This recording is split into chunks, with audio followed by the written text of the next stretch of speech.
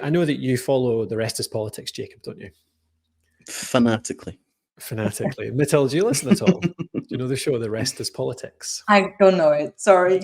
It's quite UK centric. It's two ex-politicians essentially, or close enough, from the UK who run a politics show in the UK. And as a complete political ignoramus that I am, Jacob less so, but it's a great primer for me because they break stuff down, they make it really simple, and it lets me keep up to date a wee bit on that kind of world in a less boring way than reading the paper or whatever.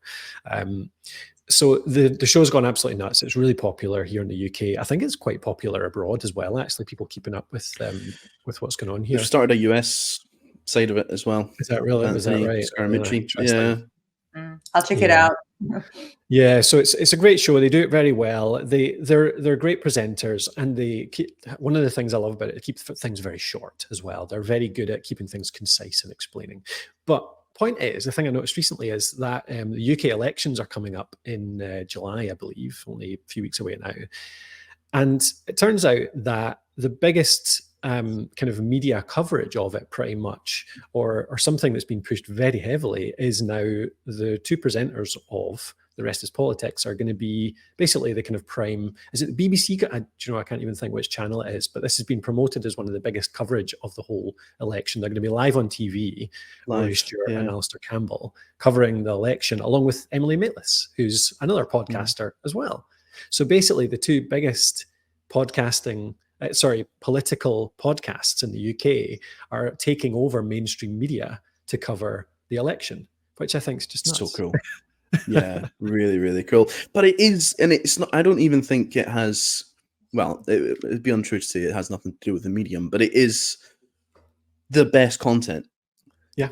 Like center ground, level headed, and it's really interesting because obviously Rory's a Tory and Alistair's at Labour. So like it's, the disagree and agreeably thing is really interesting, but I don't think they could achieve that if it were something else. I think it's they get the listenership they get because people can listen to it on the way to work, like they would listen to the radio. They can sit down and watch the video if they want to. But it's really, really cool. It's really cool to see.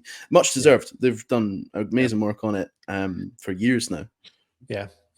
I feel like this is going to be, I mean, it's already a bit of a trend, obviously, but I feel like this is going to be more and more like mainstream media is just going to be sort of populated by people who have already proven their audience through things like this. And obviously, Rory Stewart and Alistair Campbell were pretty famous before they got the podcast up and running. But even more so, I think we'll just be getting presenters that, they come through our normal creator world, and suddenly that's taking over TV, it's taking over all of that. Yeah, just great to see. It's gonna be like crash course in UK politics, so I'll give it a listen. No, please don't. It's not worth watching. Only out of morbid fascination, maybe. Yeah.